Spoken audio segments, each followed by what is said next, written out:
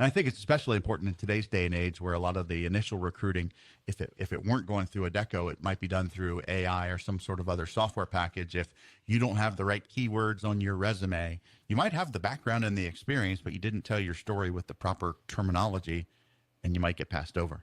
And you all can help with that, obviously. Yes, where I believe that we help in that, there's a lot of people looking for work. So when you're putting in for a job, you may be the 1,000th resume on a pile. Now, if they don't have AI or any kind of way to go through that pile, do you think a human being is going to get to you if you're 1,000, right? Before they find someone else to get tired of looking through the pile.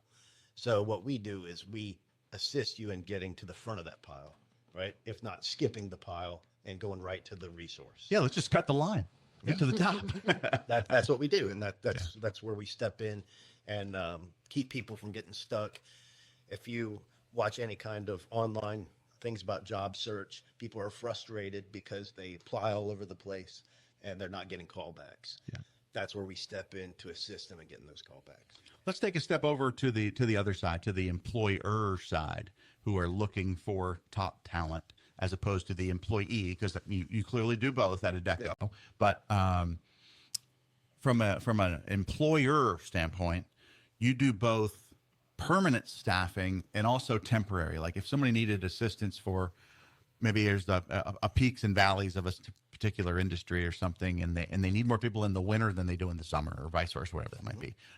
You do both permanent and temporary staffing at Adecco, correct? Yes, sir. We handle both of it. If you look at I'll take a step back. Adecco is one of the top staffing firms in the world. Okay,